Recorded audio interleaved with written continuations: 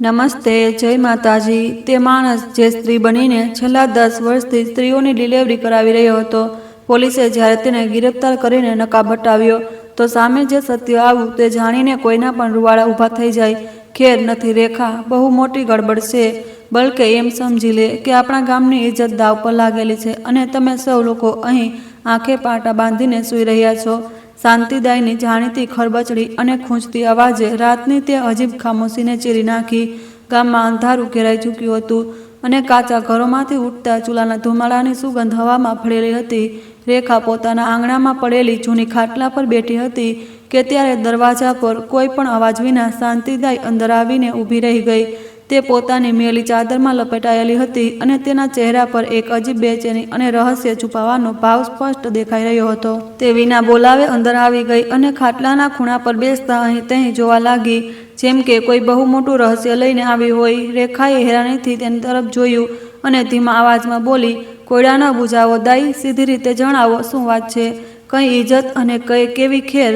શાંતિદાયે ઊંડો શ્વાસ લીધો, પોતાના પાનથી ભરેલા મોંને થોડું સાફ કર્યું અને બોલી, આજે છેલ્લા 10 વર્ષથી તમે લોકોએ એક સ્ત્રીને માથે બેસાડી રાખી છે, જેને તમે લોકો ઇજ્જત આપો છો। તે ડૉક્ટર સરિતા, તે કોઈ સીધી સાદી સ્ત્રી નથી। મને તો તેની સ્ત્રી હોવા પર જ શંકા છે।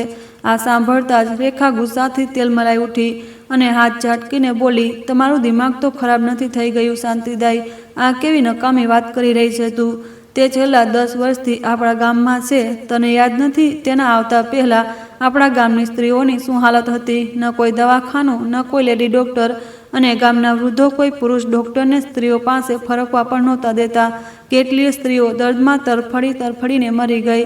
મારી પોતાની ભાભીનો જીવ એ જ ડૉક્ટર સરિતાએ બચાવ્યો હતો અને તું તેના જ પર આરોપ લગાવી રહી છે। શાંતિદાયે રેખાનો ગુસ્સો જોઈને થોડું પાછળ હટતા કહ્યું, અરે ઓ પાગલ, ગુસ્સો કેમ કરી રહી છે? મારી વાત તો પૂરી સાંભળ। હું કોઈ પાગલ નથી જે એમ જ કંઈ પણ બોલી દઉં। તું પોતે વિચાર, આજ સુધી કોઈએ તેનો ચહેરો જોયો છે?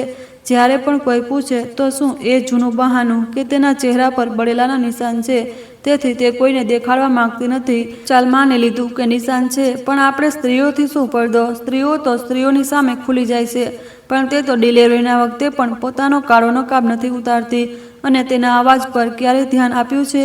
રેખા હવે થોડી શાંત થઈ, પણ તેના ચહેરા પર મૂંઝવણ સ્પષ્ટ દેખાઈ રહી હતી। તેણે ધીમેથી પૂછ્યું, શું મતલબ છે તારો? સાફ સાફ બોલ। શાંતિદાઈ હવે થોડી વધારે નજીક આવી અને ધીમી પણ ડરામણી અવાજમાં બોલી, મને પૂરો વિશ્વાસ છે તે ડૉક્ટર સરિતા અસલમાં સ્ત્રી નથી, બલકે એક પુરુષ છે જે છેલ્લા 10 વર્ષથી આપણને સૌને બેવકૂફ બનાવી રહ્યો છે। આ સાંભળીને રેખાના હાથ પગ ઠંડા પડી ગયા। તેના મગજમાં છેલ્લા ઘણા વર્ષોની વાતો ફરવા લાગી। ડૉક્ટર સરિતાનું હંમેશા નકાબમાં રહેવું, કોઈની સાથે વધારે ભળવું મળવું નહીં અને હર વખત પોતાને અલગ રાખવું, પણ છતાં તેનું દિલ આ વાત માનવા તૈયાર નહોતું। આ બધું જૂઠું છે, તેણે પોતાને સમજાવતા કહ્યું। આવું ન હોઈ શકે, પણ શાંતિદાયની આંખોમાં જે વિશ્વાસ હતો તેણે રેખાના દિલમાં ડર પેદા કરી દીધો। તેનો અવાજ સ્ત્રીઓ જેવો બારીક અને મીઠો તો નથી, તેનો અવાજ તો ખરબચડો અને ભારે છે, જેમ કે કોઈ પુરુષ વાત કરી રહ્યો હોય। શાંતિદાયની આ વાત સાંભળીને રેખા થોડીવાર માટે ચૂપ થઈ ગઈ। તેના મગજમાં શાંતિદાયની વાતો હથોડાની જેમ વાગવા લાગી, પણ પછી તેણે પોતાને સંભાળતા માથું ઝટકી દીધું અને બોલી, તો શું થયું દાઈ? કેટલીક સ્ત્રીઓનો અવાજ ભારે હોય છે અને પછી તે કોઈની પાસેથી ફીસ પણ તો નથી લેતી। જે કોઈ પોતાની મરજીથી આપી દે તે જ રાખી લે છે। જો તે કોઈ ધોકેબાજ હોત તો આપણી પાસેથી પૈસા ન પડાવત। શાંતિદાયે એક કટાક્ષભરી હસી હસતા કહ્યું, એ જ તો સૌથી મોટી ચાલ છે। મફતમાં ઈલાજ કરીને તેણે તમારા સૌના મોં બંધ કરી રાખ્યા છે। મારી વાત ધ્યાનથી સાંભળ। ગયા અઠવાડિયે હું તેના ક્લિનિક પાસેથી પસાર થઈ રહી હતી। દરવાજો થોડો ખુલ્લો હતો અને અંદર તે એક કબાટમાં દવાઓ સજાવી રહી હતી। તેનું ધ્યાન મારી તરફ નહોતું, ત્યારે જ મારી નજર તેના હાથો પર પડી। તે કોઈ નાજુક સ્ત્રીના હાથ નહોતા, તે મોટા મજબૂત અને ખરબચડા હાથ હતા, જેમ કે કોઈ ખેતરમાં કામ કરનારા માણસના હોય છે। અને તમે ક્યારેય તેના ચાલવાની રીત જોઈ છે? તે આપણા ગામની સ્ત્રીઓની જેમ નાના નાના ડગ નથી ભરતી, બલકે તેના ડગ એટલા લાંબા હોય છે કે જેમ કે કોઈ પુરુષ ચાલી રહ્યો હોય। તેનું કદ કાઠી, તેના ખભા, બધું જ મને શંકાના નાખે છે। હું તમને સાચું કહું છું, દાળમાં કંઈક કાણું જરૂર છે। જો તમે લોકોએ સમય રહેતા સચ્ચાઈ ન જાણી તો કાલે આ ગામ કોઈ મોટી મુસીબતમાં ફસાઈ શકે છે। હવે રેખાના કપાળ પર પરસેવાના ટીપાં ચમકવા લાગ્યા હતા। તેના દિલમાં શંકાનું બીજ પડી ચૂક્યું હતું. તેણે ધીમેથી પૂછ્યું, તો પછી શું તું ઈચ્છે છે કે દાઈ હું એકલી શું કરી શકું? જો મેં ચૌધરી વીરપાલ સામે એવી વાત કરી તો તે તો મને જીવતી નહીં છોડે. તેની પોતાની પત્નીનો ઈલાજ પણ તો તે જ કરે છે. શાંતિદાઈ હળવી મુસ્કાન સાથે બોલી, હું એ નથી કહી રહી કે તું સીધી ચૌધરી પાસે જા. પહેલા ગામના કેટલાક ભરોસાપાત્ર અને સમજદાર લોકોને પોતાની સાથે ભેળવ, જે તારા પર વિશ્વાસ કરે છે, જેમ કે વિરેન્દ્ર અને રાજુ. તેમના કાનમાં આ વાત નાખ અને રાતના અંધારામાં તેના ક્લિનિકની આસપાસ નજર રાખ. મને પૂરો વિશ્વાસ છે કે ક્યારેક તો તે એકાંતમાં પોતાનો નકાબ જરૂર ઉતારતી હશે. બસ આપણે એકવાર તેનો અસલી ચહેરો જોવાનો છે, જેથી સચ્ચાઈ સૌની સામે આવી શકે. બીજા દિવસે સાંજના સમયે જ્યારે સૂર્યની તપીશ થોડી ઓછી થઈ ગઈ હતી, ગામની ચોપાલમાં વડના જૂના ઝાડ નીચે રેખાએ વિરેન્દ્ર અને રાજુને એક તરફ બોલાવ્યા. ત્યાં બીજા પણ ઘણા લોકો બેસીને હુક્કો પી રહ્યા હતા, પણ રેખા તેમને ખેતરો તરફ લઈ ગઈ, જેથી કોઈ તેમની વાત ન સાંભળી શકે. ત્યાં પહોંચીને રેખાએ મોટી સાવધાનીથી શાંતિદાયની બધી વાતો તેમને જણાવી દીધી. વિરેન્દ્ર, જે પહેલાંથી જ તેજ સ્વભાવનો હતો, આ બધું સાંભળીને ગુસ્સાથી લાલચોળ થઈ ગયો. તેણે તરત રેખાનો હાથ પકડી લીધો અને તેની આંખોમાં ગુસ્સો ભરાઈ આવ્યો. તારી જુબાન ખેંચીને કૂતરાઓને ખવડાવી દઈશ રેખા. જો તે આપણી ડૉક્ટર સરિતા વિશે એક શબ્દ પણ વધારે બોલ્યો. તે ગરજતા બોલ્યો, તને યાદ નથી ગયા વર્ષે જ્યારે મારી પત્ની મરવાની હતી અને તેને શહેર લઈ જવાનો કોઈ રસ્તો નહોતો, ત્યારે આ સ્ત્રીએ રાતભર જાગીને મારી પત્ની અને બાળક બંનેનો જીવ બચાવ્યો હતો. તે કોઈ સામાન્ય સ્ત્રી નથી, તે તો નેકદિલ છે અને તમે લોકો એને એક ઈર્ષાળુ દાઈની વાતોમાં આવીને તેના પર આરોપ લગાવી રહ્યા છો. દાઈનો પોતાનો કામ બંધ થઈ ગયું છે, તેથી તે આ બધી વાર્તાઓ બનાવી રહી છે. રાજુએ ઝડપથી આગળ વધીને વિરેન્દ્રનો હાથ છોડાવ્યો અને તેને પાછળ કરતા સમજાવ્યું, અરે યાર વિરેન્દ્ર, આટલો ગુસ્સો કેમ કરે છે? થોડું વિચારી સમજીને વાત કર. રેખા કોઈ પરાઈ નથી, પોતાની જ છે અને તે એમ થોડું કહી રહી છે કે દાઈની વાત પૂરી રીતે સાચી છે. તે તો બસ એ કહી રહી છે કે તેની વાતોમાં થોડો દમ તો છે. 10 વર્ષ થઈ ગયા યાર, તે સ્ત્રીએ અહીં રહેતા આપણામાંથી કોઈએ આજ સુધી તેનો ચહેરો નથી જોયો. તેનો અવાજ પણ સામાન્ય સ્ત્રી જેવો નથી. આપણે ઓછામાં ઓછું પોતાની તસલ્લી તો કરી લેવી જોઈએ. સચ્ચાઈ જે પણ હોય એકવાર સામે આવી જવી જોઈએ. જો તે સાચેમાં સ્ત્રી છે અને તેનો ચહેરો બળેલો છે, તો આપણું શું નુકસાન છે? આપણે ચૂપચાપ પાછા આવી જઈશું અને પછી દાઈને હંમેશા માટે જૂઠી સાબિત કરી દઈશું. વિરેન્દ્રનો ગુસ્સો હવે થોડો શાંત જરૂર થયો હતો, પણ તેના કપાળની કરચલીઓ હજી પણ સ્પષ્ટ જણાવી રહી હતી કે તે અંદરથી પૂરી રીતે આશ્વત નથી. તેણે એક લાંબો શ્વાસ લીધો અને ધીમા પણ ભારે સ્વરમાં બોલ્યો કે ઠીક છે, તો પછી શું કરવું છે? શું ઈરાદો છે તમારા લોકોનો? રેખાએ ચારે તરફ નજર ફેરવીને એ નક્કી કર્યું કે કોઈ તેમની વાત સાંભળી તો નથી રહ્યું. પછી તે થોડી ઝૂકીને ધીમા અવાજે બોલી, આજે રાતે આપણે તેના ક્લિનિક બહાર પહેરો આપીશું. આજકાલ બહુ ગરમી છે, ભેજ પણ બહુ છે. રાતમાં ક્લિનિક પર કોઈ દર્દી પણ નથી આવતો. મને પૂરો વિશ્વાસ છે કે આટલી ગરમીમાં તે એકાંતમાં પોતાનો નકાબ જરૂર ઉતારતી હશે. આપણે બસ એકવાર તેને જોવાની છે, જેથી આપણા દિલની શંકા ખતમ થઈ જાય. વિરેન્દ્ર અને રાજુએ એકબીજા તરફ જોયું, જેમ કે છેલ્લી વાર વિચારી રહ્યા હોય. પછી બંનેએ ખામોશીથી માથું હલાવીને હા ભરી દીધી. રાત ધીરે ધીરે વધારે ગહેરી થતી ગઈ. તે એક બહુ જ ભેજભરી અને ગુંગળામણથી ભરેલી રાત હતી. આકાશ પર તારા પણ જાણે ધૂંધમાં ખોવાયેલા લાગી રહ્યા હતા. હવા બિલકુલ બંધ હતી, એક પાંદડું પણ નહોતું હલી રહ્યું. ગરમી એટલી વધારે હતી કે શરીર તપી રહ્યું હતું અને પરસેવો રોકાવાનું નામ નહોતો લેતો. રાતના લગભગ 2 વાગી ચૂક્યા હતા અને આખું ગામ ઊંડી ઊંઘમાં ડૂબેલું હતું. ક્લિનિક બહાર એક જૂના પીપળાના ઝાડ નીચે તેના ઘેરા પડછાયામાં રેખા, વિરેન્દ્ર અને રાજુ છુપાઈને બેઠા હતા. ક્લિનિક અંદરથી એક હળવો પીળો બલ્બ સળગી રહ્યો હતો, જેનો મધ્યમ પ્રકાશ બારીના કાચમાંથી બહાર આવી રહ્યો હતો. બારીનું એક પલ્લું થોડું ખુલ્લું હતું, જેથી બહારની હવા અંદર જઈ શકે. વિરેન્દ્રએ પોતાની કમીઝની બાંયથી ચહેરાનો પરસેવો લૂછતા રેખાના કાનમાં ધીમેથી કહ્યું, જરા જઈને જોઈ તો અંદર શું થઈ રહ્યું છે. રેખાએ ગભરાતા હિંમત એકઠી કરી અને દબાતા પગલે બારી પાસે જઈને ઝાંક્યું. અંદરનું દ્રશ્ય જોઈને તેનો શ્વાસ જાણે થંભી ગયો. ડૉક્ટર સરિતા એક લાકડાની ખુરશી પર બેઠી હતી. ભેજ અને ગરમીથી તેની ખરાબ હાલત હતી. તેણે પોતાનો કાળો જાડો નકાબ ઉતારીને ગળામાં નાખી રાખ્યો હતો અને એક સફેદ તુવાલથી પોતાના ચહેરા અને ગરદનનો પરસેવો લૂછી રહી હતી. રેખાની નજર જેવી તેના ચહેરા પર પડી, તેની આંખો ફાટી રહી ગઈ. સામે કોઈ સ્ત્રી નહોતી, બલકે એક પુરુષ બેઠો હતો. તેના ચહેરા પર ગહેરો થાક દેખાઈ રહ્યો હતો અને તેની ઘણી દાઢી પરસેવાથી ભીની થયેલી હતી. રેખાના ગળામાં જાણે કાંટા ખૂંચવા લાગ્યા. તેના મોંમાંથી ચીસ નીકળતા રહી ગઈ. તેણે તરત પોતાના બંને હાથોથી પોતાનું મોં દબાવી દીધું.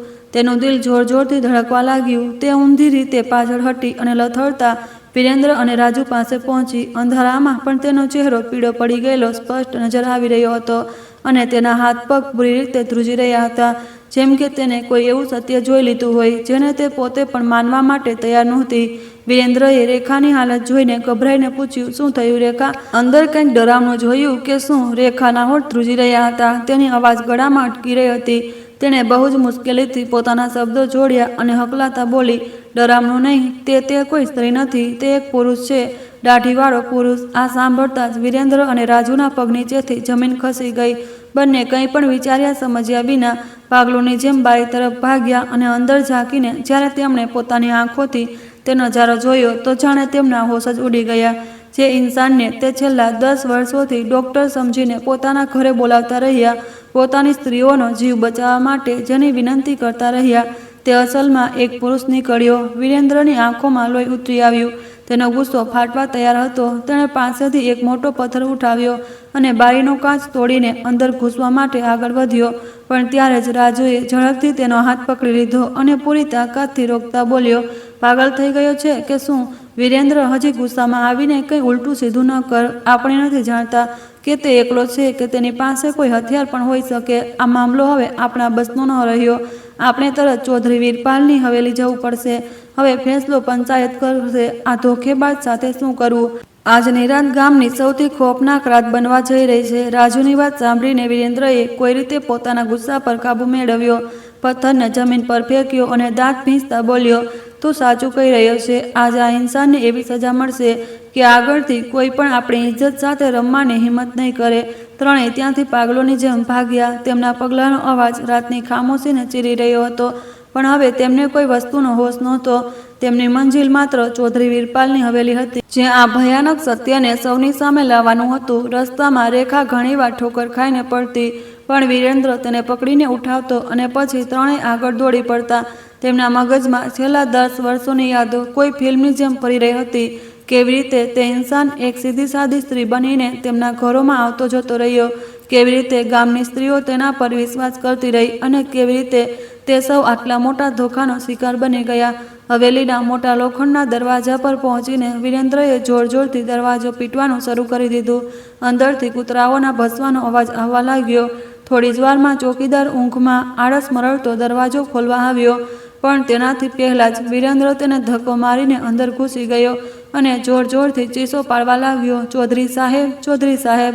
ચૌધરી વીરપાલ, જે હજી થોડી જ વાર પહેલા સૂતો હતો, આ શોર શરાબાથી ગભરાઈને બહાર આવી ગયો. તેના ખભા પર ચાદર પડેલી હતી અને ચહેરા પર ગુસ્સો સ્પષ્ટ દેખાઈ રહ્યો હતો. તેણે કડક અવાજમાં પૂછ્યું, શું થયું છે વિરેન્દ્ર? રાતના આ સમયે કેમ બૂમબરાડા મચાવી રહ્યો છે? વિરેન્દ્ર હાંફતા લગભગ રોતા ચૌધરીના પગમાં પડી ગયો અને બોલ્યો, ચૌધરી સાહેબ, કયામત આવી ગઈ છે. આપણું ગામ બરબાદ થઈ ગયું. આપણી ઇજ્જત લૂંટાઈ ગઈ. જે સરિતાને આપણે ડૉક્ટરની સમજતા હતા તે સ્ત્રી નથી, તે એક પુરુષ છે. આપણે હમણાં જ પોતાની આંખોથી તેને જોયો છે. આ સાંભળતા જ ચૌધરી વીરપાલના હાથમાંથી તેની ચાદર છૂટીને જમીન પર પડી ગઈ અને તેનો ચહેરો પળભરમાં સફેદ પડી ગયો. આખા આંગણામાં એક ડરામણી ખામોશી ફેલાઈ ગઈ, જાણે હવા પણ થંભી ગઈ હોય. ચૌધરીએ પોતાના ધ્રુજતા હાથોને કોઈ રીતે સંભાળ્યા અને વિરેન્દ્રની નજીક ઝૂકીને ભારે અવાજમાં બોલ્યો, વિરેન્દ્ર, જો તારી આ વાતમાં જરા પણ જૂઠું નીકળ્યું ને તો હું તને એવી સજા આપીશ કે કોઈ યાદ પણ નહીં કરે. તને ખબર છે તું કોના વિશે બોલી રહ્યો છે? વિરેન્દ્રએ જમીન પરથી પોતાનો ચહેરો ઉઠાવ્યો. તેની આંખો આંસુઓથી ભરેલી હતી. તે હાંફતા બોલ્યો, ચૌધરી સાહેબ, હું જાણું છું આ વાત માનવી બહુ મુશ્કેલ છે, પણ અમે ત્રણેય પોતાની આ આંખોથી તે માણસને જોયો છે. તેણે પોતાનો કાળો નકાબ ઉતારીને રાખ્યો હતો અને તેના ચહેરા પર ઘણી દાઢી હતી. તે કોઈ સ્ત્રી નહીં, હટ્ટાકટ્ટા પુરુષ છે, જેણે છેલ્લા 10 વર્ષોથી આપણા ગામની સ્ત્રીઓના વિશ્વાસ સાથે ખેલ કર્યો છે. રેખા પણ આગળ વધી. તેણે ધ્રુજતા હાથ જોડી લીધા અને ધીમી પણ તૂટેલી અવાજમાં બોલી, ચૌધરી સાહેબ, વિરેન્દ્ર બિલકુલ સાચું કહી રહ્યો છે. શાંતિદાઈએ અમને પહેલાં જ જણાવ્યું હતું કે તેના હાથ પગ અને ચાલઢાલ પુરુષો જેવી છે, પણ અમે વિશ્વાસ ન કર્યો. આજે જ્યારે પોતાની આંખોથી જોયું તો પગ નીચેથી જમીન ખસી ગઈ હવે ફેસલો તમારા હાથમાં છે. આ આખા ગામની ઇજ્જતનો સવાલ છે. આ સાંભળતા જ ચૌધરી વીરપાલની આંખોમાં જાણે આગ ઉતરી આવી. તેણે ગુસ્સામાં પોતાના કપાળ પર જોરથી હાથ માર્યો અને ગરજતા બોલ્યો, ઓય, જલ્દીથી મારી બંદૂક કાઢો અને ગામના જેટલા પણ જુવાન છે સૌને હમણાં જ ચોપાલમાં ભેગા કરો. કોઈ પણ પોતાના ઘરમાં ન સૂવે. આજ રાત આ ગામમાં એવો ફેસલો થશે જેને આવનારી પેઢીઓ યાદ રાખશે. હું તે ધોકેબાજની ખાલ જીવતો ઉતારી દઈશ અને એ જ લીમડાના ઝાડ પર ટાંગી દઈશ જેના નીચે તેણે આ ગંદો ખેલ રચ્યો. તેના આદેશ સાથે જ હવેલીમાં અફરાતફરી મચી ગઈ. નોકર અહીં તહીં દોડવા લાગ્યા. થોડી જ વારમાં ગામની ખામોશરાત ગુસ્સાભરી અવાજો અને ભાગતા પગલાંના અવાજથી ભરાઈ ગઈ. લોકો હાથોમાં લાકડીઓ, દંડા અને લાલટેન લઈને ચોપાલમાં જમા થવા લાગ્યા. હર ચહેરા પર ગુસ્સો અને હેરાની સ્પષ્ટ દેખાઈ રહી હતી. કોઈ કહી રહ્યું હતું, મને તો પહેલાંથી શંકા હતી. તેના અવાજ પર તો કોઈ પોતાના માથા પર હાથ મારીને પસ્તાઈ રહ્યું હતું. આપણે કેટલા બેવકૂફ નીકળ્યા. એક પુરુષને પોતાના ઘરની સ્ત્રીઓ સુધી લઈ જતા રહ્યા.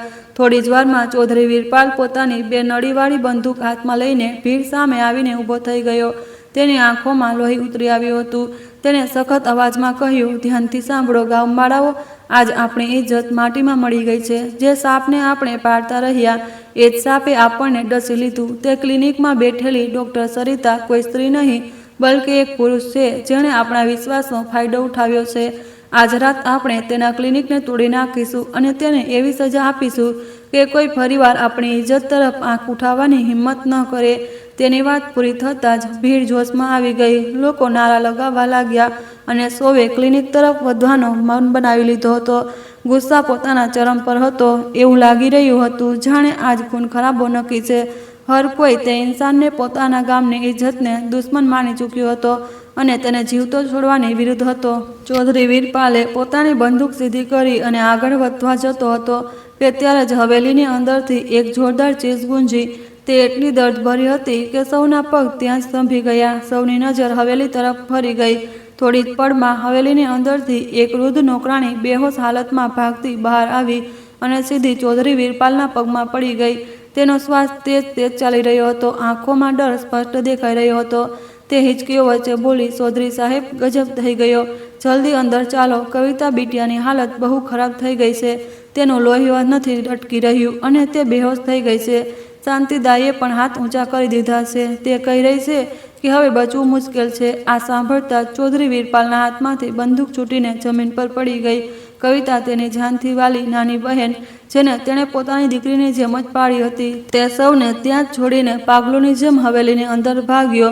અંદરનો નજારો જોઈને તેનું કાળજું ધ્રુજી ઉઠ્યું. કવિતા પથારી પર બેભાન પડેલી હતી. તેનો ચહેરો બિલકુલ સફેદ થઈ ચૂક્યો હતો, જેમ કે શરીરમાં લોહી બચ્યું જ ન હોય. રૂમમાં લોહીની તેજ ગંધ ફેલાયેલી હતી. શાંતિદાઈ એક ખૂણામાં ઊભી હતી. તેના હાથ લોહીથી ખરડાયેલા હતા અને તે રડી રહી હતી. ચૌધરી વીરપાલે દોડીને દાઈના ખભા પકડી લીધા અને તેને ઝકઝોરતા રોવા લાગ્યો. આ શું થઈ ગયું છે દાઈ? તું કંઈક કરતી કેમ નથી? મારી દીકરીને બચાવી લે. હું તને જે કહીશ તે આપીશ. બસ મારી કવિતાને બચાવી લે. શાંતિદાઈએ પોતાના આંસુ લૂછ્યા અને બેબસીથી બોલી, ચૌધરી સાહેબ, મેં મારી પૂરી કોશિશ કરી લીધી પણ હવે મારા બસમાં કંઈ પણ નથી. લોહી બહુ વધારે વહી ચૂક્યું છે અને બાળક પણ ઉલટું છે. જો આગામી અડધા કલાકમાં કોઈ મોટો ડૉક્ટર ન મળ્યો તો ન કવિતા બચશે અને ન બાળક. આપણે તેમને શહેર પણ નથી લઈ જઈ શકતા. રસ્તો 2 કલાકનો છે અને આવી હાલતમાં તે આ સફર સહન નહીં કરી શકે. હવે તેમને માત્ર એક જ ઇન્સાન બચાવી શકે છે અને તે છે તે ડૉક્ટર સરિતા, જેને મારવા માટે તમે લોકો બહાર ઊભા છો. આ સાંભળીને ચૌધરી વીરપાલના મગજમાં જાણે તોફાન આવી ગયું. જે ઇન્સાનને તે હજી થોડીવાર પહેલાં જીવતો સળગાવવાની ઠાની ચૂક્યો હતો, હવે તેના જ હાથમાં તેની બહેનની જિંદગી હતી. તેની અંદર એક ભયાનક જંગ છિડાઈ ગઈ. એક તરફ ગામની ઇજ્જત અને ગુસ્સો, તો બીજી તરફ તેની માસૂમ બહેનના શ્વાસ. ત્યારે જ વિરેન્દ્ર અને રેખા પણ રૂમમાં આવી ગયા. વિરેન્દ્રએ આગળ વધીને કહ્યું, ચૌધરી સાહેબ, તમે આ દાયની વાતોમાં ન આવો. આપણે તે માણસને આ હવેલીમાં નહીં આવવા દઈએ. ભલે કંઈ પણ થઈ જાય, આપણે કવિતાને શહેર લઈ જઈશું. બધું ઠીક થશે. આટલું સાંભળતા ચૌધરી વીરપાલે પલટીને વિરેન્દ્રના ગાલ પર પણ જોરદાર થપ્પડ માર્યો. તેની આંખોમાંથી આંસુ વહી રહ્યા હતા અને તે ગુસ્સા અને દર્દમાં ધ્રુજતા અવાજમાં ચીસ પાડ્યો, ચૂપ કર વિરેન્દ્ર. તને દેખાઈ નથી રહ્યું? મારી બહેન મરી રહી છે. મને આ સમયે કોઈ ઇજ્જત, કોઈ ખેરની પરવા નથી. મને માત્ર મારી કવિતા જોઈએ છે. જો તેને કંઈ થઈ ગયું ને તો હું તમને સૌને જીવતા સળગાવી દઈશ. આ કહીને તે ઉઘાડા પગે જ હવેલીથી બહાર ભાગી પડ્યો.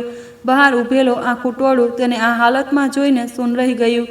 ચૌધરી વીરપાલ વિના રોકાએ સીધો એ જ ક્લિનિક તરફ દોડી રહ્યો હતો જેને તે થોડીવાર પહેલા સળગાવવાનો હતો. તેના પગ લથડી રહ્યા હતા પણ તે રોકાયો નહીં. ક્લિનિકના દરવાજા સુધી પહોંચીને તેણે બંને હાથોથી જોર જોરથી દરવાજો પીટવાનું શરૂ કરી દીધું અને રોતા રોતા ચીસો પાડવા લાગ્યો, દરવાજો ખોલો, દરવાજો ખોલો, મારી બહેન મરી રહી છે. થોડી જ પળ પછી અંદરથી કુંડી ખુલવાનો અવાજ આવ્યો અને દરવાજો ધીરે ધીરે ખુલી ગયો.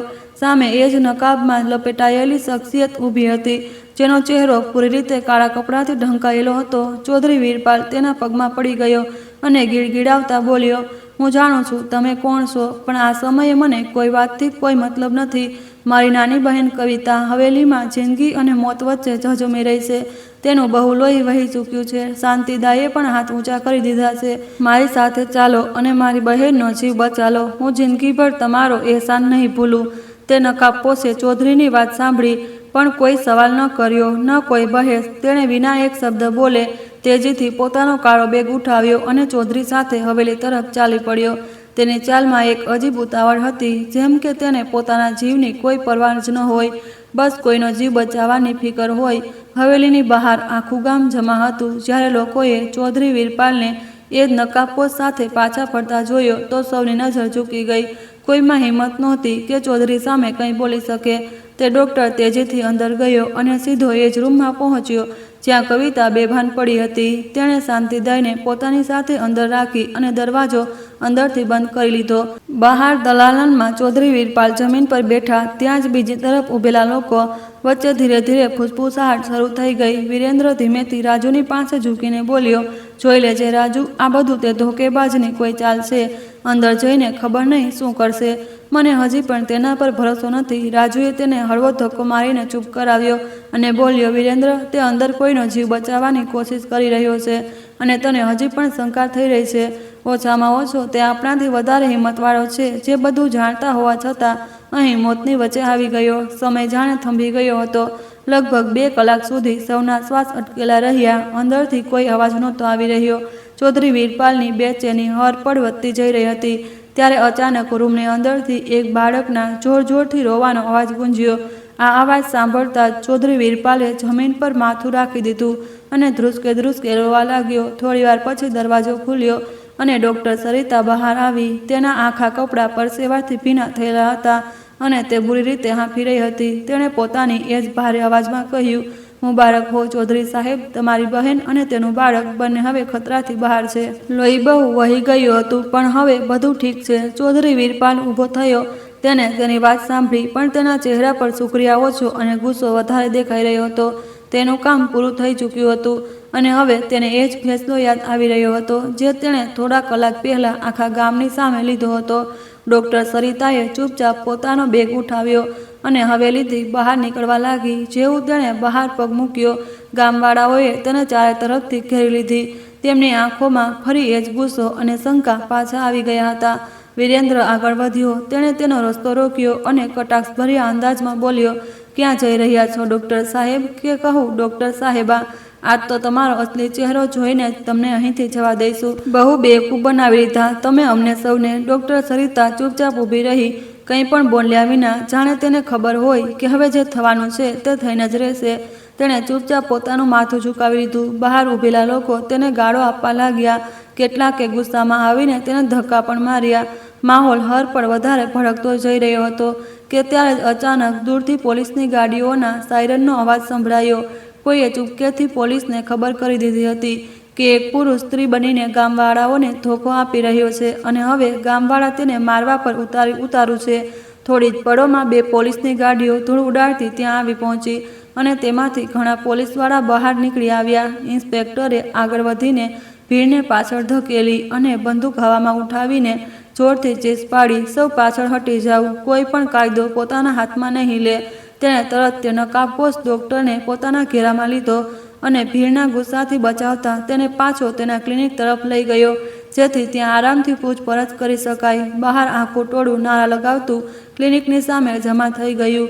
લોકો દરવાજો તોડવાની કોશિશ કરી રહ્યા હતા અને શોર સતત વધતો જઈ રહ્યો હતો. ક્લિનિકની અંદર માહોલ બહુ જ તણાવભર્યો હતો. ઇન્સ્પેક્ટરે દરવાજો અંદરથી બંધ કરાવી દીધો અને તે નકાબપોશ સામે આવીને સખત અવાજમાં બોલ્યો, જુઓ, તમે જે પણ હો, શાંતિથી પોતાનો નકાબ ઉતારી દો.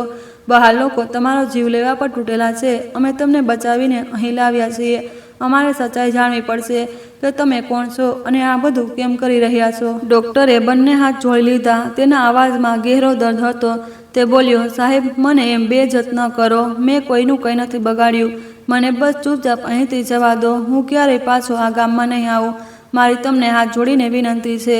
મારા ચહેરા પરથી આ પડદો ન હટાવો. પણ બહાર ભીડનો સ્વર અને દરવાજા પર પડતા ઘા તેજ થતા જઈ રહ્યા હતા. ઇન્સ્પેક્ટરને અંદાજો થઈ ગયો હતો કે લોકો કોઈ પણ વખતે દરવાજો તોડીને અંદર ઘૂસી શકે છે. તેણે ગુસ્સામાં પાસે ઊભેલી મહિલા કોન્સ્ટેબલને ઇશારો કર્યો અને બોલ્યો, આ એમ નહીં માને, તેનો નકાબ ઉતારો. મહિલા કોન્સ્ટેબલ આગળ વધી અને એક ઝટકામાં તેનો નકાબ ખેંચી લીધો.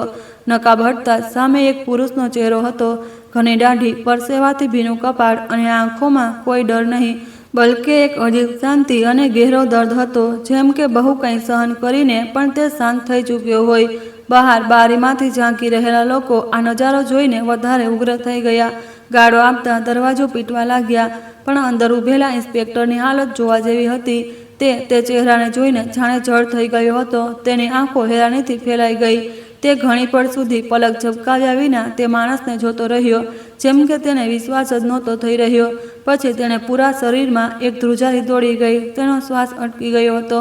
તેના નાના ક્લિનિકમાં જ્યાં હરરોજ જિંદગી અને મોતની જંગ લડાઈ જતી હતી, આજે એક અજીબ સન્નાટો અને રહસ્ય છવાઈ ગયું હતું. ભેજ અને ગરમી હોવા છતાં લોકોના કપાળ પર પરસેવાની જગ્યાએ ડરની રેખાઈ હતી. ઇન્સ્પેક્ટરના ધ્રુજતા હાથ ધીરે ધીરે ઉઠ્યા અને તેને પૂરા સન્માન સાથે તેને સલામ કર્યું. તેના અવાજમાં હવે શક્તિ નહીં, બલકે સન્માન અને હેરાની હતી. તે મુશ્કેલીથી શબ્દો કાઢતા બોલ્યો, સર, શું તમે સાચેમાં ડૉક્ટર કુમાર છો? આપણા દેશનું ગૌરવ, તે મશહૂર સર્જન જે 10 વર્ષ પહેલાં અચાનક બધું છોડીને ક્યાં ગાયબ થઈ ગયા હતા. તમે અહીં આ હાલતમાં? ઇન્સ્પેક્ટરના મોંમાંથી જાણે શબ્દો આપોઆપ નીકળી ગયા. બહાર ઊભેલા લોકો જે હજી સુધી ગુસ્સામાં ગાળો આપી રહ્યા હતા, આ નામ સાંભળતા જ એકદમ ચૂપ થઈ ગયા, જેમ કે કોઈએ તેમનો અવાજ છીનવી લીધો હોય. તેમના હાથોમાં પકડેલા દંડા ધીરે ધીરે નીચે પડવા લાગ્યા. ભીડમાં ઊભેલા કેટલાક ભણેલા ગણેલા નૌજવાન જે શહેરની કોલેજોમાં ભણતા હતા, એકબીજા તરફ હેરાનીથી જોવા લાગ્યા. તેમને પોતાના કાન પર વિશ્વાસ જ નહોતો થઈ રહ્યો. ડૉક્ટર કુમાર આ કોઈ સામાન્ય નામ નહોતું. આ તે મહાન શખ્સિયતનું નામ હતું જેને મળવા માટે મોટા મોટા અમીર લોકો, મંત્રી અને અધિકારી મહિનાઓ રાહ જોતા હતા. જેના ક્લિનિક બહાર હંમેશા લાંબી કતારો લાગેલી રહેતી હતી. જેને સરકારે તેની કાબેલિયત માટે સન્માનિત કર્યો હતો. અને એ જ ઇન્સાન આજ આ નાના ગામમાં એક સ્ત્રીનો વેશ બનાવીને રહી રહ્યો હતો. આ વાત કોઈના ગળે નહોતી ઉતરી રહી. હર કોઈના મગજમાં એક જ સવાલ ઘૂમી રહ્યો, આખરે કેમ? ઇન્સ્પેક્ટરે ભારે અને ભાવુક અવાજમાં પૂછ્યું, સર, તમે તો આપણા દેશનું ગૌરવ છો. તમારા હાથોમાં ઇલાજની તે હુનર છે જેનું ઉદાહરણ આપવામાં આવે છે. તમે કરોડો કમાઈ શકતા હતા. મોટા મોટા દવાખાના તમારા માટે ખુલ્લા રહેતા. પછી તમે અહીં આ હાલતમાં આ લોકોની વચ્ચે કેમ કરી રહ્યા છે જે તમારી કદર સુધા નથી કરતા? તમે તમારી તે શાનદાર જિંદગી છોડીને આ નાના ગામની મુશ્કેલ જિંદગી કેમ ચૂની? ડૉક્ટર કુમારે આ સાંભળ્યું તો તેના ચહેરા પર જે હળવી શાંતિ હતી તે ધીરે ધીરે ગહેરા દર્દમાં બદલાઈ ગઈ. તેની આંખો ભરાઈ આવી. તેણે એક લાંબો શ્વાસ લીધો અને ધીમી થંભેલી પણ બહુ જ દુઃખભરી અવાજમાં બોલ્યો, ઇન્સ્પેક્ટર સાહેબા, જ્યારે ઇન્સાન અંદરથી પૂરી રીતે તૂટી જાય છે, તેની આત્મા જાણે ખતમ થઈ જાય છે, ત્યારે તેણે દુનિયાની કોઈ દોલત, કોઈ શોહરત માયને નથી રાખતી. આ બધું ત્યાં સુધી સારું લાગે છે જ્યાં સુધી પોતાના લોકો સાથે હોય છે. તેણે સામે ઊભેલા લોકો તરફ જોયું. હવે ત્યાં સન્નાટો હતો. હર કોઈ તેની વાત સાંભળવા માટે ખામોશ ઊભો હતો. તેણે આગળ કહેવાનું શરૂ કર્યું, આજથી લગભગ 10 વર્ષ પહેલાંની વાત છે. હું મારી પત્ની સાથે એક એવા જ દૂરના ગામમાં મેડિકલ કેમ્પ લગાવવા ગયો હતો. અમે બંને બહુ ખુશ હતા કારણ કે અમે જલ્દી જ માતા પિતા બનવાના હતા. પણ એ જ રાત્રે અચાનક તેને તેજ દર્દ શરૂ થઈ ગયો. તે વિસ્તારમાં આસપાસ કોઈ દવાખાનું નહોતું, કોઈ મહિલા ડૉક્ટર નહોતી અને સૌથી મોટી સમસ્યા ત્યાંના લોકોની સોચ હતી બિલકુલ તમારા લોકો જેવી. તેમનું માનવું હતું કે કોઈ પુરુષ કોઈ સ્ત્રીનો ઇલાજ ન કરી શકે. તેની અવાજ ભરાઈ ગઈ, પણ તેણે પોતાને સંભાળ્યો અને આગળ બોલ્યો, મારી પત્નીની હાલત હરપળ બગડતી જઈ રહી હતી. તેણે તરત ઓપરેશનની જરૂર હતી. મેં ગામવાળાઓ સામે હાથ જોડ્યા, તેમના પગ સુદ્ધા પકડી લીધા. તેમને વિનંતી કરી કે મને પોતાની પત્નીનો ઈલાજ કરવા દે. હું પોતે એક સર્જન છું, હું તેને બચાવી શકું છું. પણ તેમણે મારી એક ન સાંભળી. ડોક્ટર કુમારની આંખોમાંથી આંસુ વહેવા લાગ્યા. તેણે દર્દથી ભરેલી અવાજમાં કહ્યું, હું તે ગામના મુખિયા સામે પડી ગયો. તેણે કહ્યું કે મારી પત્ની મરી જશે, મને અંદર જવા દો. હું તેનો પતિ પણ છું અને ડોક્ટર પણ. પણ તેણે મને ધક્કો મારીને જમીન પર પાડી દીધો અને કહ્યું, આ આપણું ગામ છે અને અહીં આપણી પરંપરાઓ ચાલે છે. અમે અમારી સ્ત્રીઓને કોઈ પુરુષ સામે નથી લાવતા. આટલું કહેતા કહેતા ડોક્ટર કુમારની અવાજ ધ્રુજવા લાગી અને ત્યાં ઊભેલા હર ઇન્સાનના દિલમાં એક અજીબ દર્દ ઉતરવા લાગ્યું, જેમ કે તે સૌ પહેલી વાર પોતાના જ બનાવેલા નિયમોનું અસલી પરિણામ સમજી રહ્યા હોય. તે ભલે પતિ જ કેમ ન હોય. આ હાલતમાં સ્ત્રીને અડવું અમારા અહીં બહુ મોટો અપરાધ માનવામાં આવે છે. અમે તેને હાથ નહીં લગાડવા દઈએ. ડોક્ટર કુમારની અવાજ ભરાઈ ગઈ. તેણે આંખો બંધ કરી લીધી અને જેમ કે તે બધું ફરીથી પોતાની આંખો સામે જોઈ રહ્યો હોય. તેમણે મને મારપીટ કરીને એક અંધારા રૂમમાં બંધ કરી દીધો. બહારથી કુંડી લગાવી દીધી અને હું તે રૂમમાં પાગલોની જેમ દરવાજા પીટતો રહ્યો. દિવાલોથી માથું ટકરાવતો રહ્યો, ચીસો પાડતો રહ્યો અને બહાર મારી પત્ની, મારી જિંદગી દર્દથી તરફડી તરફડીને મને પુકારી રહી હતી. તેની અવાજ ધ્રુજવા લાગી. ક્લિનિકની અંદર ઊભેલા હર ઇન્સાનના શ્વાસ જાણે થંભી ગયા હતા. હું ચીસ પાડતો રહ્યો, મને જવા દો, તે મને બોલાવી રહી છે, હું તેને બચાવી શકું છું. પણ બહાર ઊભેલા તે લોકો બસ હસતા રહ્યા, મારી મજબૂરીની મજાક ઉડાવતા રહ્યા, કહેતા રહ્યા, ચૂપ બેસી જા, આપણી ઇજ્જતનો સવાલ છે. ડોક્ટર કુમારની આંખોમાંથી આંસુ સતત વહી રહ્યા હતા. આજ પણ રાતોની તે દર્દભરી ચીસો મારા કાનમાં ગૂંજે છે. તે બંધ દરવાજા પાછળથી આવતી અને હું મારી બધી ડિગ્રીઓ, મારા બધા જ્ઞાન હોવા છતાં જમીન પર પડેલો એક લાચાર ઇન્સાન હતો. તેણે એક ગહેરો શ્વાસ લીધો, જેમ કે દિલની અંદર જમા દર્દને બહાર કાઢી રહ્યો હોય. જ્યારે ઘણા કલાકો પછી તેમણે દરવાજો ખોલ્યો ત્યારે બહુ મોડું થઈ ચૂક્યું હતું. મારી પત્ની અને મારું તે બાળક, જેની એક ઝલક જોવા માટે મેં કેટલા સપના સજાવ્યા હતા, બંને લોહીમાં લથપથ આ દુનિયામાંથી જઈ ચૂક્યા હતા. આ કહેતા જ તેની અવાજ તૂટી ગઈ. ક્લિનિકમાં સન્નાટો છવાઈ ગયો. બહારનો શોર પણ જાણે ક્યાંક ખોવાઈ ગયો હતો. તે દિવસે મારી દુનિયા ખતમ થઈ ગઈ. મને મારી હર વસ્તુથી નફરત થઈ ગઈ, મારી ડિગ્રીઓથી, મારી શોહરતથી, મારી ઓળખથી. કારણ કે આ બધું મળીને પણ મારી સૌથી કિંમતી વસ્તુને ન બચાવી શક્યું. તેણે માથું ઝુકાવી લીધું. હું તે દિવસે અંદરથી તૂટી ગયો હતો. જીવવાની હર ઈચ્છા ખતમ થઈ ગઈ હતી. પણ પછી મેં નક્કી કર્યું કે હું તે સ્ત્રીઓને નહીં મરવા દઉં જે માત્ર એટલા માટે મરી જાય કારણ કે તેમની પાસે કોઈ મહિલા ડૉક્ટર નથી હોતી અને તેમના ઘરવાળા પોતાની જૂઠી ઇજ્જતના નામે કોઈ પુરુષને તેમની પાસે નથી આવવા દેતા. તેની અવાજ હવે ધીમે ધીમે મજબૂત થઈ ગઈ હતી. હું જાણતો હતો કે હું એક દિવસમાં લોકોની સોચને નથી બદલી શકતો, પણ હું મારી કાબિલિયતથી તેમનો જીવ તો બચાવી શકું છું. તેથી મેં મારી ઓળખ, મારી દોલત બધું જ છોડી દીધું અને એક સ્ત્રીનું રૂપ અપનાવી લીધું જેથી કોઈ મારા પર શંકા ન કરે અને હું તે બંધ દરવાજાઓ સુધી પહોંચી શકું જ્યાં મોત ઊભું હોય છે અને જ્યાં કોઈ પુરુષને જવાની ઇજાજત નથી હોતી. તેણે સૌની તરફ જોયું. હવે ત્યાં ઊભેલા હર ઇન્સાનની આંખો ઝૂકેલી હતી. છેલ્લા 10 વર્ષોમાં મેં આ ગામમાં અને આસપાસના વિસ્તારોમાં હજારો સ્ત્રીઓ અને તેમના બાળકોનો જીવ બચાવ્યો છે. બસ એ જ મારી સજા પણ છે અને એ જ મારો સુકૂન પણ. મેં મારી રાતોની ઊંઘો કુરબાન કરી દીધી. આંધી, તોફાન અને વરસાદમાં સફર કર્યો માત્ર એટલા માટે કે કોઈ બીજો પતિ મારી જેમ લોહીના આંસુ ન રોવે અને કોઈ બીજાનું ઘર એમ બરબાદ ન થાય. ડોક્ટર કુમારની અવાજ હવે ધ્રુજી રહી હતી, પણ તેમાં એક અજીબ તાકાત પણ હતી. જો આ મકસદ માટે મારે સ્ત્રીના લિબાસ પહેરવા પડ્યા, પોતાનો ચહેરો આ ગુગડામણ ભર્યા નકાબમાં છુપાવવો પડ્યો, તો મને તેમાં જરા પણ શરમ ન આવી. કારણ કે મારા માટે એક ઇન્સાનનો જીવ બચાવવો એ જ સૌથી મોટું કામ છે. તેણે પોતાની આંખોમાંથી વહેતા આંસુઓને આસ્તીનથી લૂછ્યા અને બહાર ઊભેલા લોકો તરફ જોયું. તેના ચહેરા પર હળવી મુસ્કાન હતી, પણ તે મુસ્કાન પાછળ બહુ ગહેરો દર્દ છુપાયેલો હતો. આજ તમે સૌએ મારું તે રાજ જાણી લીધું જેને હું છેલ્લા 10 વર્ષોથી પોતાના સીનામાં દબાવીને બેઠો હતો. મને તેના કોઈ અફસોસ નથી અને ન જ મને મારા મોતનો ડર છે, કારણ કે હું તો તે જ દિવસે મરી ગયો હતો જે દિવસે મારી પત્ની આ દુનિયામાંથી ચાલી ગઈ. તેની વાત સાંભળીને હર કોઈ પથ્થરની જેમ ઊભો હતો.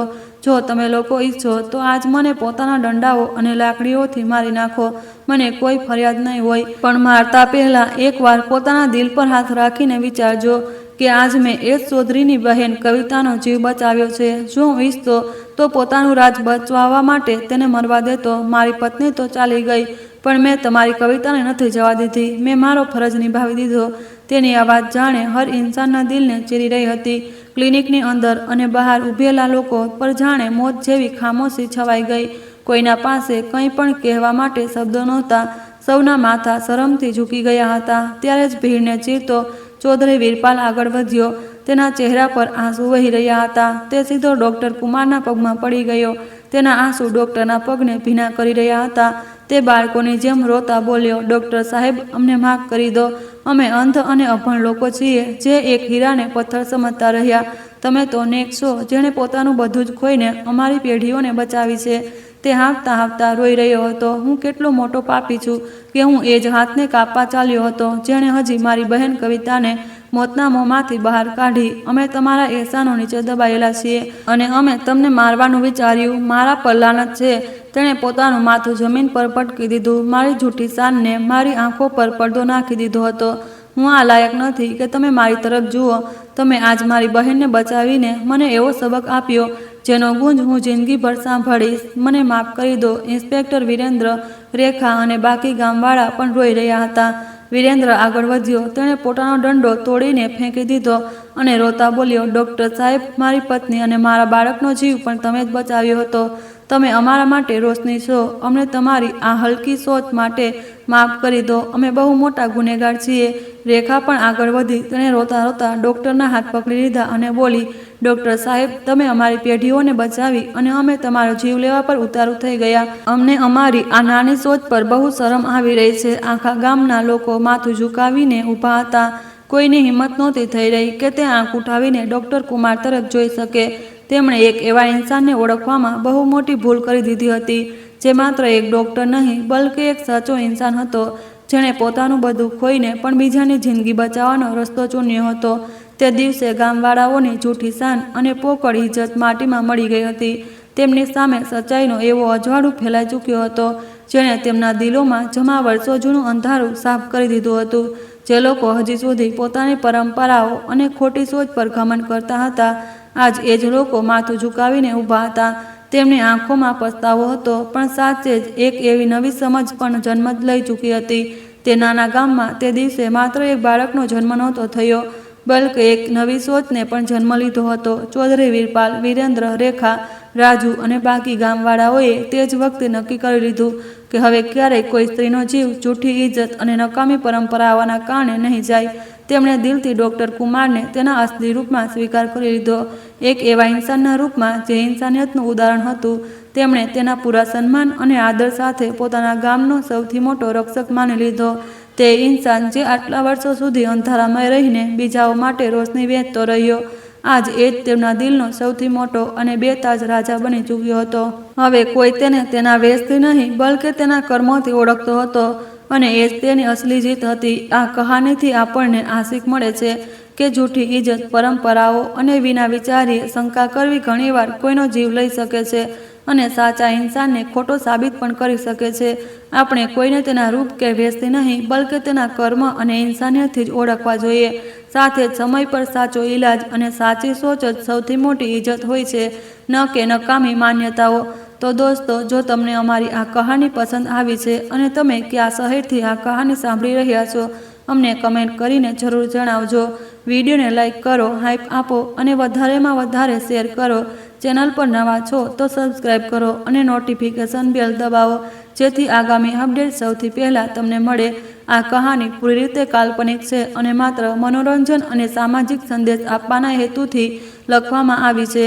તેનો કોઈ પણ વ્યક્તિ, સ્થાન, પેશા કે વાસ્તવિક ઘટના સાથે કોઈ પણ સીધો સંબંધ નથી.